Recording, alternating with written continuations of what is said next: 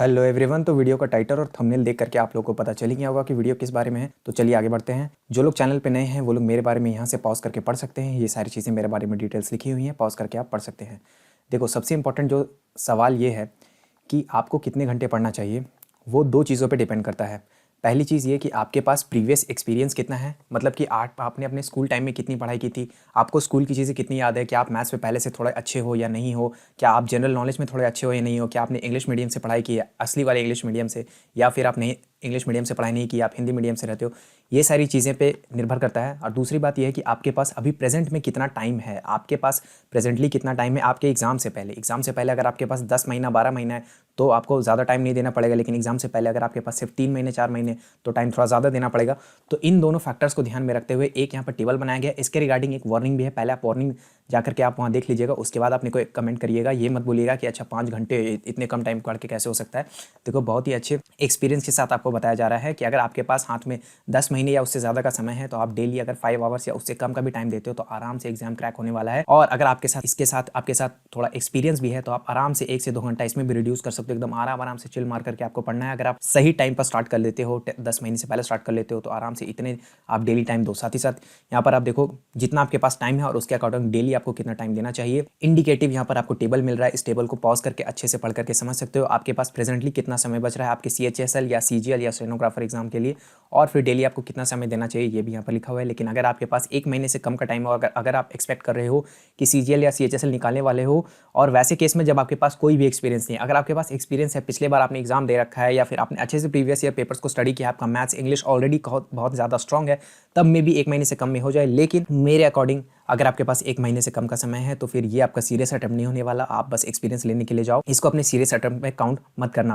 Life में अगर एक बार आप क्रैक करना चाहते हो एग्जाम को, देखो अटेम्प्ट देना एक अलग बात होती है। अगर आपको सिर्फ अटेम्प्ट देना है तो वो अलग बात है, लेकिन अगर आप सीरियसली एग्जाम को क्रैक करना चाहते हो तो आप अनअकैडमी का यूज़ कर सकते हो। अनअकैडमी में बेसिकली क्या होता है कि ये सारे अच्छे अच्छे टीचर्स पढ़ा रहे होते हैं। इनका नाम लेने की ज़रूरत नहीं है, आप सब ने इनमें से किसी ना किसी से ज़रूर पढ़ाई किया होगा, इनको यूट्यूब पे देखा होगा, कहीं पे इनको देखा ज़रूर होगा। ये सारे अपने फील्ड के दिग्गज खिलाड़ी हैं और ये सिर्फ इतने ही टीचर्स नहीं हैं, इनके अलावा बहुत सारे अलग अलग टीचर्स आपको अवेलेबल होंगे। हर एक सब्जेक्ट के अच्छे खासे टीचर्स हैं वहाँ पे, तो आप किसी भी टीचर से जाकर के उनका कोई भी बैच ज्वाइन करके कुछ भी पढ़ाई कर सकते हो। यहाँ पर कोई भी आपको एक्स्ट्रा चार्ज नहीं देना, बस एक सब्सक्रिप्शन का प्राइस है, केवल आपको वही पे करना है। 1 टाइम फीस है, उस 1 टाइम फीस को आपको पे करो और फिर जिससे मर्जी उसकी जाके बैच को ज्वाइन करो और उससे पढ़ाई करो। कोई भी एक्स्ट्रा चार्जेस आपको पढ़ने के नहीं देने हैं। तो अगर ये ऑफलाइन कोचिंग में आप जाते हो तो आप टीचर्स नहीं चेंज कर सकते। अनअकैडमी का सबसे बड़ा फायदा ये है कि अगर आप एक टीचर से पढ़ते हो, वो टीचर आपको नहीं पसंद आता तो आप आराम से बैच चेंज करो, दूसरा टीचर को पकड़ो और उसके साथ पढ़ाई करो। लाइव आपको पढ़ा रहे होते हैं, साथ ही आपके रिकॉर्डेड वीडियोस भी मिलते हैं। तो आप लाइव पढ़ना चाहो, रिकॉर्डेड पढ़ना चाहो, जैसे पढ़ना चाहो वैसे पढ़ सकते हो। अनअकैडमी देखो ऑलरेडी काफी अफोर्डेबल है, मतलब आप सोच कर देखो यार 325 रुपीज़ पर मंथ। अगर आप 24 महीने का कोर्स लेते हो तो, अगर आप 12 महीने का ले रहे हो तो 542 रुपीज़ पर मंथ। लेकिन इतना भी आपको पे नहीं कर देना। अगर आप कूपन कोड यूज करते हो एग्जाम क्लस्टर 10 का तो आराम से आपको 10% का डिस्काउंट तुरंत देखने के लिए मिल जाएगा। तो इसलिए ये पूरे प्राइस भी आपको पे नहीं कर देने, आपको एग्जाम क्लस्टर 10 का कूपन कोड लगाना है। लिंक सारे के सारे आपको डिस्क्रिप्शन और पिन कमेंट दोनों में मिल रहे होंगे, वहां से जाओ अभी जाकर के अपना सब्सक्रिप्शन बाय करो, क्योंकि इस बार आपको अटेम्प्ट नहीं लेना है, आपको करना है क्रैक। चलो अब कुछ इंपॉर्टेंट वार्निंग और कुछ चीज़ों के बारे में बात कर लेते हैं। देखो, ये जो भी आपको डेली टाइम पढ़ने का बताया गया है उसमें एक कंडीशन यही है कि आपको कंसिस्टेंसी मेंटेन करके रखनी होगी। आपको डेली बेसिस पे पढ़ाई करनी है। वीक में 1 दिन का गैप लेना है, ले सकते हो, लेकिन मोर और लेस आपको कोशिश ये करनी है कि आप कंसिस्टेंट बने रहो। ये नहीं कि एक दिन मैंने 10 घंटे की पढ़ाई की और अगले दिन मैंने 2 घंटे की पढ़ाई की और फिर अगले दिन मैं सो गया चादर तान के, अगले दिन पढ़ाई नहीं हो पाई। दूसरी बात ये भी है कि जितने पढ़ने की ज़रूरत है उतना पढ़ो। ज़बरदस्ती का दिमाग पे प्रेशर मत डालो कि मैं तो 10 घंटे ही पढ़ूंगा। अगर आपको ज़रूरत नहीं है, अगर आपको लगता है कि आपका बैकग्राउंड अच्छा है, आपके पास टाइम अच्छा खासा है, तो ज़रूरत का से ज़्यादा अपने ऊपर प्रेशर मत डालो। जितने की ज़रूरत है उतना ही करो और कंसिस्टेंसी के साथ करो। कंसिस्टेंसी से 7 साढ़े 7 घंटे की पढ़ाई भी एक हेल्दी अच्छी पढ़ाई होती है।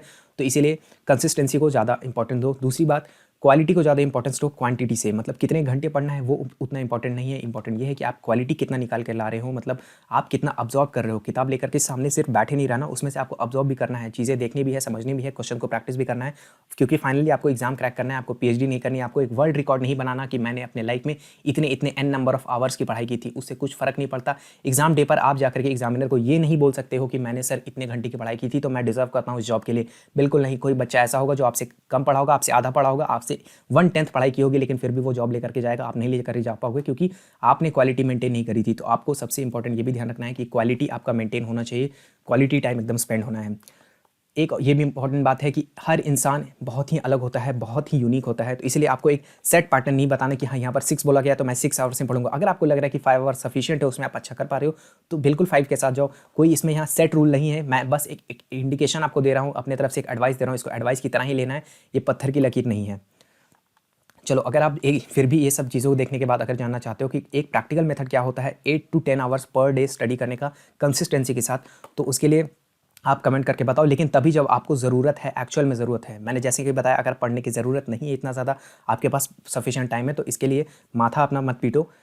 जितने कम पढ़ोगे लेकिन जितना क्वालिटी के साथ पढ़ोगे उतना ज़्यादा बेटर आपका आउटपुट रहता है। और अगर आप SSC CHSL 2022 का सेफ स्कोर जानना चाहते हो तो यहाँ पे वीडियो और होगा, वीडियो को देख करके SSC CHSL 2022 का सेफ स्कोर समझ सकते हो कि कितने नंबर लाने पे आपके सिलेक्शन के चांसेस बनते हैं। वीडियो यहीं तक था। आई होप आपको वीडियो देख करके कुछ यूजफुल इन्फॉर्मेशन मिला होगा।